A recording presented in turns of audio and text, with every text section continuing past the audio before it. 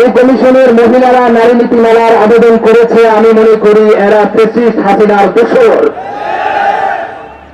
নারী সংস্কার কমিশনের আবেদন তো দূরের কথা, এই কমিশনকেই বাতিল করতে হবে। ফ্যাসিস্ট হাসিনার কোন কার্যক্রম বাংলাদেশে চলবে না। আগামী দিনের আন্দোলন হবে ফ্যাসিস্ট হাসিনার বিরুদ্ধে।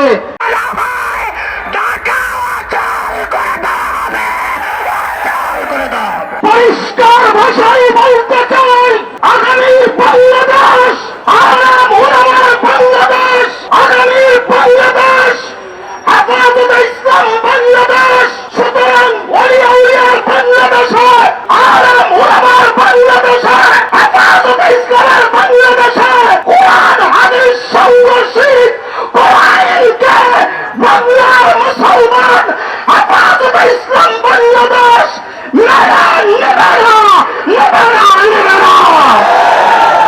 যদি হেফাজতের দাবিকে অপেক্ষা করে ফয়সালা দেওয়া হয়, পরিষ্কার ভাষায় বলতে চাই, আগামী বাংলাদেশে বিদ্রোহের আগুন চলবে, বেদনার আগুন চলবে। বক্তব্য আজকে একটাই, হেফাজতে ইসলাম বাংলাদেশ যখন এই মাঠে নেমেছে, দাবি আদায় না হওয়া পর্যন্ত মাঠ থেকে ঘুরে ফিরে যায় নাই। নারীর নীতিমালা বাস্তবায়নের জন্য ফ্যাসিস্ট আওয়ামী সরকার বারবার প্রচেষ্টা করেছে।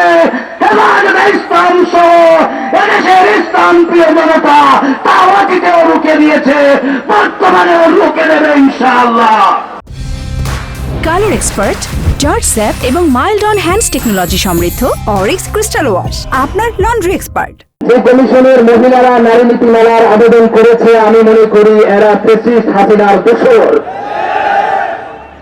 নারী সংস্কার কমিশনের আবেদন তো দূরের কথা, এই কমিশনকেই বাতিল করতে হবে। ফ্যাসিস্ট হাসিনার কোন কার্যক্রম বাংলাদেশে চলবে না। আগামী দিনের আন্দোলন হবে ফ্যাসিস্ট হাসিনার বিরুদ্ধে। তাদের সকল কার্যক্রম বাংলাদেশে নিষিদ্ধ করতে হবে। যে কর্মসূচি আগামীকাল আহত হয়েছে, এর সমর্থনে আজকের এই বিক্ষোভ সমাবেশ থেকে একটি ইতিহাস মনে করিয়ে দিতে চাই। বাংলাদেশের জনগণ এই নারী নীতিমালা, নারী সংস্কার কমিশনের প্রস্তাবিত যে সমস্ত প্রস্তাবনা এসেছে, এর বিরুদ্ধে 2011 সালে জনরায় জানিয়ে দিয়েছিল। বাংলাদেশে 5ই আগস্ট পরবর্তী সময়ে আমরা প্রত্যাশা করি বাংলাদেশে অন্তর্বর্তীকালীন সরকার জনগণের রায়ের বিরুদ্ধে গিয়ে যে সমস্ত অংশীজনরা এই 5ই আগস্টের লড়াই করে বাংলাদেশে দ্বিতীয় স্বাধীনতা এনেছে, তাদের মতামতকে উপেক্ষা করে কোন ধরনের প্রস্তাবনাকে পাশ করতে পারে না। আমরা নারী সংস্কার কমিশনের কোরআন সুন্নাহ বিরোধী যে সমস্ত প্রস্তাবনা আছে, সে সমস্ত প্রস্তাবনা বাতিলের দাবি জানাই। পাশাপাশি বিগত 16 বছর হেফাজতে ইসলাম বাংলাদেশের যে সমস্ত নেতা কর্মীদের উপর মিথ্যা মামলা সহ যত প্রকার জেল জুলুম নির্যাতন হয়েছে, সকল জেল জুলুম নির্যাতন এবং মিথ্যা মামলা প্রত্যাহারের জন্য সরকারকে অবিলম্বে এই বিষয়ে উদ্যোগ গ্রহণের আবেদন জানাই।